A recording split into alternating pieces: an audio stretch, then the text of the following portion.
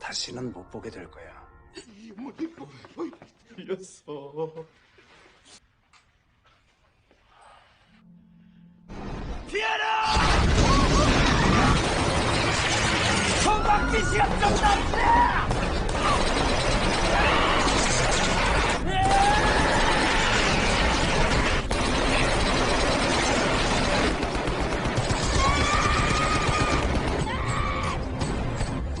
Assalamualaikum warahmatullahi wabarakatuh. Annyeonghaseyo sahabat L-Movie. Kali ini kami akan melanjutkan rekapan alur cerita dari video yang kemarin, yaitu Money Heist Season 2. Nah, sahabat L-Movie tentu sudah penasaran banget dong dengan lanjutan ceritanya. Baiklah para ranger, tanpa basa-basi lagi, mari kita simak alur ceritanya.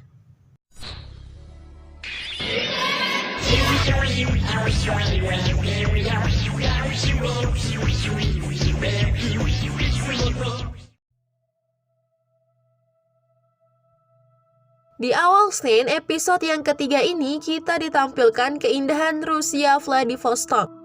Di kota ini, Profesor mencoba untuk menemui seorang pemimpin organisasi rahasia. Dia berupaya untuk mencari bantuan dari organisasi tersebut. Sayangnya, karena terlalu banyak mengetahui informasi rahasia terkait organisasi tersebut, ia akhirnya ditangkap dan diinterogasi oleh kelompok itu.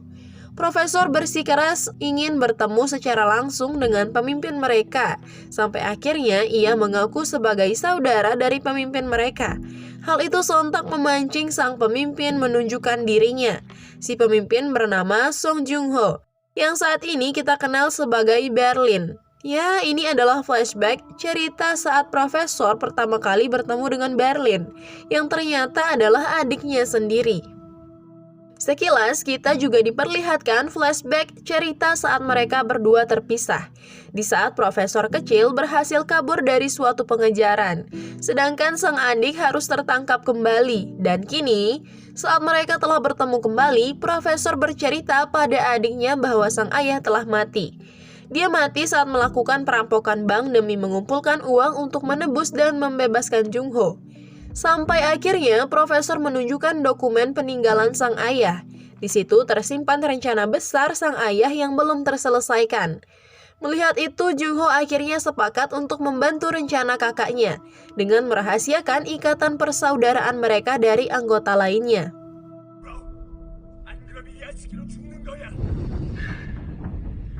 Pada adegan selanjutnya, kita diperlihatkan Profesor yang telah kembali dan memantau situasi. Dari kejauhan, ia memperhatikan letak rumahnya. Di rumah tersebut telah ada sekelompok polisi yang sedang melakukan penggeledahan. Mereka mencari barang bukti terkait motif dari perampokan ini. Akan tetapi, dari kejauhan, Profesor telah mengaktifkan bom waktu miliknya. Bom itu terpasang di setiap sudut rumah. Melihat hal itu, para penyelidik akhirnya memutuskan untuk mundur, sampai akhirnya bom itu meledak serta melenyapkan seluruh barang bukti. Selanjutnya, kita beralih ke Tokyo, yang saat ini telah tertangkap oleh polisi. Dia diinterogasi langsung oleh Woo Jin. Tokyo tampak tenang menjawab semua pertanyaan dari Woo Jin. Namun, melihat sifat tenang itu membuat Woo Jin semakin ragu dengan jawaban yang ia berikan. Sampai akhirnya mereka memasang detektor di lengan Tokyo untuk mendeteksi apakah Tokyo berbohong atau tidak. Melihat hal itu, Tokyo mulai memberontak, bahkan sampai menghancurkan alat tersebut. Atas perbuatannya itu, interogasi dihentikan dan Tokyo pun dibawa pergi untuk diamankan. Di sini kita diperlihatkan kembali adegan saat Berlin mencoba mengusir Tokyo. Di sana Nairobi menghentikan Berlin. Dia mengaku bahwa selama ini dialah pengkhianatnya. Hal itu dia lakukan karena anaknya dijadikan sandra oleh Kim Sang-man. Dan ternyata Berlin dan Tokyo telah bekerja sama melakukan acting konflik internal tersebut untuk memancing si pengkhianat mengaku. Setelah semua masalah itu jelas, kini Tokyo memutuskan untuk tetap keluar dari tempat itu karena harus ada yang pergi untuk menyelamatkan putra Nairobi dan menemui profesor untuk menyampaikan keadaan di dalam.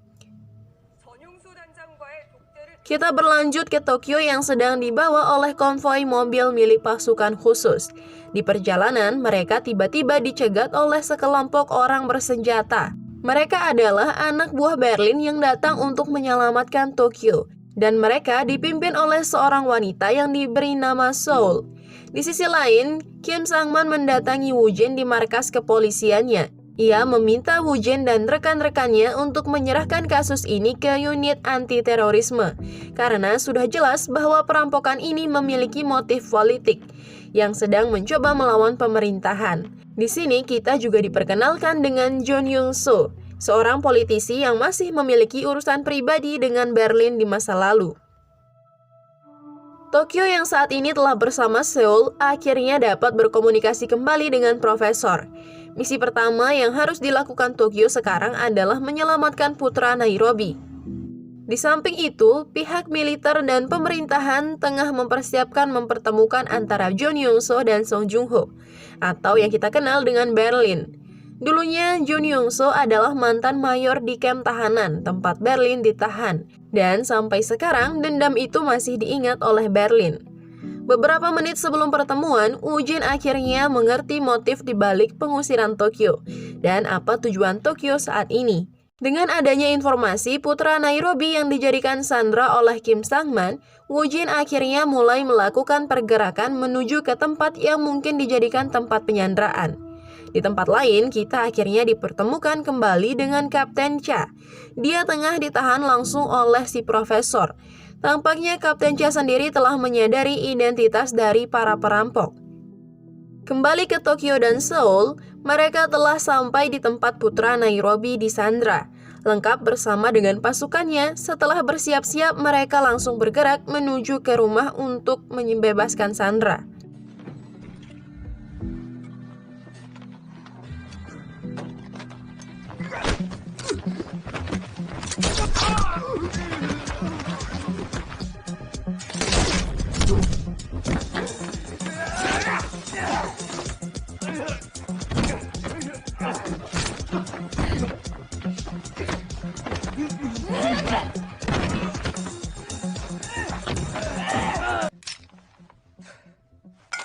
Beralih ke depan gedung percetakan, pertemuan akan segera dimulai.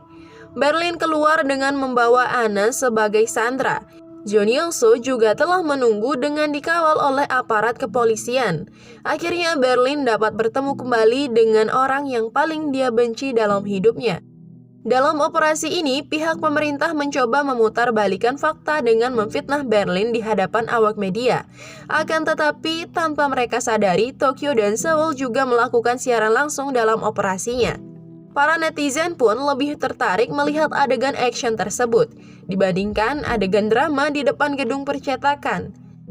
Setelah berhasil menyelamatkan Sandra, mereka bergegas untuk membawa anak itu kabur. Akan tetapi, di luar rumah mereka bertemu dengan Woo Jin yang langsung menodongkan senjata. Setelah saling todong-menodong, Tokyo akhirnya meminta anak itu untuk ikut dengan Woo Jin. Anak itu akan lebih aman di bawah perlindungan Woo Jin. Woo Jin tidak mampu menolak dan akhirnya dengan terpaksa membiarkan mereka semua kabur. Kita kembali ke adegan pertemuan antara Berlin dan John Young-soo. Dengan memfitnah Berlin menganiaya anak tirinya, dia mencoba membangun opini publik agar berpihak padanya. Akan tetapi, dia dikejutkan dengan siaran langsung dari Tokyo dan Seoul. Siapa sangka anak tiri yang dimaksud oleh John Young-soo adalah Seoul itu sendiri. Seoul pun menceritakan kejadian yang sesungguhnya dan menunjukkan kepada publik kebusukan dari John Young-soo. Dia juga membeberkan tindakan penyanderaan yang dilakukan oleh sang tokoh politik yang mencoba mencuri perhatian publik, yaitu Kim Sang-man. Siaran tersebut akhirnya membuat Kim Sang-man panik luar biasa. Tidak menyia-nyiakan kesempatan, Berlin pun membongkar rencana busuk dari KTT pemerintah. Mereka hanya ingin memperkaya diri sendiri dan mengambil uang rakyat. Awak media pun dibuat heboh dengan pernyataan tersebut.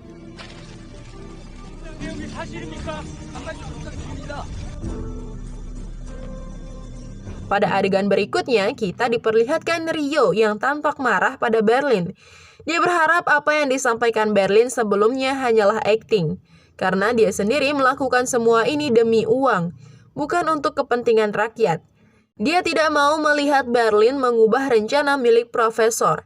Mau tidak mau, akhirnya Berlin memberitahu Rio yang sebenarnya, bahwa dia adalah adik dari profesor. Dan ini semua adalah bagian dari rencana profesor. Mereka akan kabur dengan memanfaatkan dukungan publik yang mendukung gerakan mereka. Dengan jargon, rumah kertas adalah milik kita. Di adegan selanjutnya, para sandera dikumpulkan di aula tengah. Berlin berniat akan membiarkan mereka kabur dari gedung itu. Akan tetapi, bagi yang siap menjadi relawan dan membantu mereka akan diberikan bayaran yang tinggi. 2 bulan sebelum kejadian perceraian Woo Jin dengan mantan suaminya, terlihat Woo Jin yang sedang berbincang di telepon tentang perceraiannya dan merebutkan hak asuh putri mereka. Di saat Woo Jin sedang menyetir kecelakaan kecil secara tiba-tiba antara ia dengan sang profesor. Hal itu bukan sebuah kebetulan, akan tetapi profesor sudah merencanakan hal tersebut untuk mendekati Woo Jin dan memanfaatkannya sehingga ia hampir mengetahui semua tentang Woo Jin. Dan hubungan mereka menjadi lebih dekat pada saat itu. Di saat-saat terakhir, Woo Jin menyatakan bahwa dirinya sudah menikah dan mempunyai seorang putri. Woo Jin memutuskan untuk berpisah. Namun, profesor dan Woo Jin kembali bertemu ketika Woo Jin pingsan karena lelah dengan pekerjaannya dan ditolong oleh profesor yang akan menuju ke markas. Berita mengenai para perampok yang kini memberitahu kepada seluruh publik bahwa tujuan mereka bukan hanya merampok saja, melainkan membeberkan kedok para pejabat korupsi dan akan memerdekakan Korea. Mereka juga berjanji akan membebaskan beberapa sandera yang mereka tahan. Dan tentu saja itu membuat para pejabat yang bersangkutan ketar-ketir dan tidak tinggal diam begitu saja. Namun kali ini para publik mendukung para perampok. Di sisi lain, profesor yang mengetahui hal tersebut tidak tinggal diam dan merubah rencana karena ia tahu bahwa rencana tersebut tidak semulus yang mereka bayangkan. Ketika semua sandera memikirkan antara kebebasan dan uang, di sana Berlin dan yang lainnya datang untuk menanyakan keputusan yang mereka ambil. Namun, seorang sandera berpendapat bahwa ia takut jika memilih uang dan tetap tinggal. Dirinya akan ditipu, namun Berlin semakin meyakini mereka dengan membawakan uang dengan jumlah yang banyak dan bebas untuk mengambilnya sebagai tanda dari kepercayaan mereka. Keputusan pilihan pun dilakukan. Sebagian sandera memilih tinggal dan uang, dan sebagiannya memilih kebebasan. Barisan kanan dengan pilihan uang pun langsung dibawa ke tempat pencetakan uang. Di tengah-tengah itu, Danvir pun datang bersama seorang sandera wanita yaitu Misu yang kini ia telah saling jatuh cinta. Ayah Danvir yang melihat hal tersebut sontak menarik Danvir untuk memastikan bahwa putranya itu tidak sedang jatuh cinta dengan wanita itu. Namun, Danvir mengakui bahwa ia dan Misu saling mencintai satu sama lain. Dan bukan karena uang, di sana ayahnya meyakinkan Danvir untuk tidak melakukan hal tersebut karena ia tidak ingin nasibnya sama dengan dirinya. Woo Jin yang keluar dari rumah sakit ingin mengurus pekerjaannya di bagian bank keuangan yang telah dirampok. Namun, kepala polisi memberikannya waktu libur dulu hingga ia sembuh dan pulih total. Woo Jin kemudian menuju kafe profesor dan meminta maaf atas kejadian yang tidak mereka sengaja. Namun, Woo Jin mengakui bahwa ia tulus. Dan di lubuk hati terkecil profesor, ia pun mengejar Woo Jin dan memeluknya. Bahwa ia pun juga manusia yang tidak luput dari dosa dan kesalahan. Woo Jin menyetujui ajakan profesor ketika ia pertama kali bertemu untuk pergi ke Kherson. Namun profesor dulu tidak bersungguh-sungguh untuk mengajak Woo Jin pergi. Namun ternyata sekarang profesor menyadari bahwa dirinya telah jatuh hati kepada Woo Jin. Namun di tengah perjalanan, Woo Jin menyadari akan suatu hal, yaitu tentang apa yang diceritakan profesor tadi kepada dirinya mengenai Kherson dan ayahnya. Dan di sisi lain, profesor yang akan menjalankan rencananya bersama Tokyo untuk mengirimkannya kembali ke bank tempat perampokan terjadi. Sesuai yang dijanjikan, sebagian tahanan yang menginginkan kebebasan akan dibebaskan. Namun di tengah-tengah itu, semua sambungan jaringan diputuskan supaya berita tersebut tidak menyebar luas. Namun hal tersebut tidak menghentikan mereka untuk tetap membebaskan tahanan atau sandera. Profesor yang memberikan Tokyo aba-aba segera memulaikan rencananya ketika semua sandera dibebaskan. Hal itu bertujuan agar Tokyo berhasil masuk dengan selamat.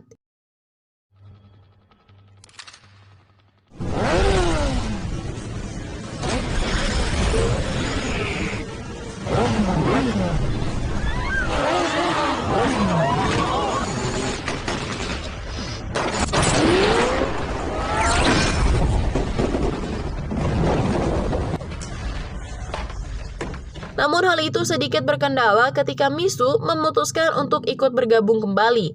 Hal itu membuat ayah Denver terkena tembakan karena menyelamatkan anaknya dan Misu. Singkat cerita, Tokyo berhasil masuk dengan selamat. Di adegan lain, ketika Woo-jin telah menyadari akan satu hal tentang Profesor, ia segera menanyakan kepada ibunya tentang pria yang ia kencani. Dan yang benar saja, ibunya yang sudah tua mengingat peristiwa buruk di mana ia pertama kali melihat Profesor, pemilik kafe tersebut. Keesokannya, Woo-jin datang ke kantor untuk mencari tahu lebih lanjut lagi tentang Profesor tersebut. Dan ia kemudian mengetahui latar belakang Profesor. Semua rencana berhasil dilakukan dan Profesor bersama yang lainnya kembali ke markas. Namun beliau menyadari ada hal yang mengganjal. Dan ternyata benar, Kapten Kim berhasil kabur. Mereka pun langsung memeriksa keluar. Karena ia yakin bahwa Kapten Kim belum pergi terlalu jauh. Itu pun benar, mereka melihat orang itu kemudian mengejarnya. Sampailah pada Kapten Kim di gedung ekonomi perlindungan. Namun sayangnya ia dikepung dari segala sisi hingga tak ada pilihan lain selain menabrakkan dirinya ke mobil yang sedang melaju hingga ia pingsan dan tidak sadarkan diri. Dan kita diperlihatkan Tokyo yang kini kembali bergabung di bank. Ia memberitahukan kepada semuanya tentang prediksi Profesor bahwa KTT akan dilakukan besok dan mereka harus segera meninggalkan bank tersebut. Dan begitulah alur cerita dari drama ini, yaitu episode 3 dan 4. Semoga kalian suka ya. Dan Assalamualaikum warahmatullahi wabarakatuh.